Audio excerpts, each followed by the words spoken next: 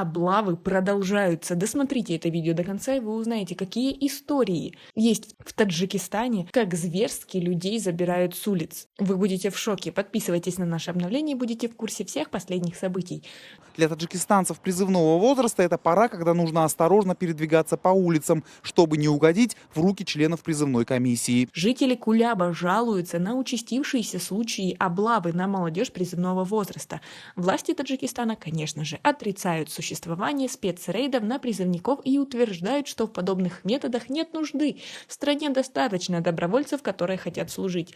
Но факты налицо. Сына незрячего жителя Куляба Ахтамхона Юсуфова задержали на прошлой неделе. Вскоре стало известно, что молодой парень задержан не за совершение какого-либо правонарушения. Мне сказали, что сына задержал 6 сотрудников милиции. Оказалось, что он попал под облаву, говорит Ахтамхон Юсуфов. В каком городе и в какой воинской части проходит службу сын, он не знает. Ахтамхон Юсуфов говорит, что 3 его старших сыновей уже отслужили, и он не ожидал, что младшего заберут в армию насильно. Ахтамхон Юсуфов инвалид по зрению первой группы. Он не может выбраться из дома без посторонней помощи. Раньше я выходил на улицы с помощью младшего сына, сейчас он в армии. Я раньше разговаривал с работниками военкомата, и они согласились призывать моего сына на службу весной будущего года, но сын попал под облаву, говорит он. Как вам такая ситуация? Свои ответы напишите нам, пожалуйста, в комментарии, ведь они даже не знают, где находится их сын. Махпари Амиршоева, жительница Куляба, пожаловалась, что ее единственного сына и кормильца семьи путем облавы отправили служить в армию.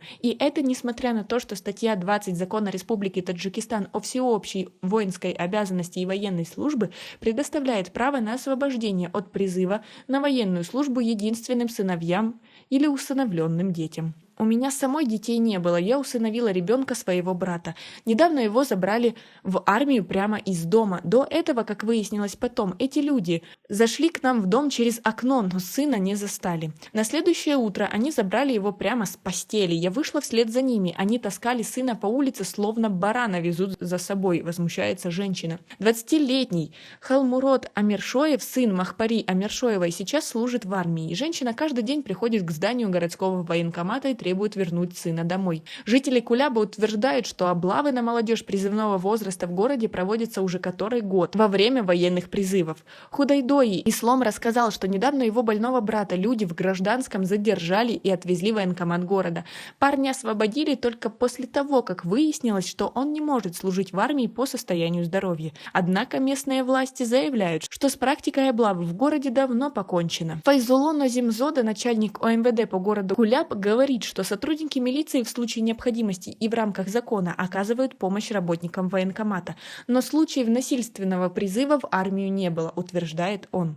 В Минобороны говорят, что если такое все же произошло, нужно обращаться в призывную комиссию по месту жительства.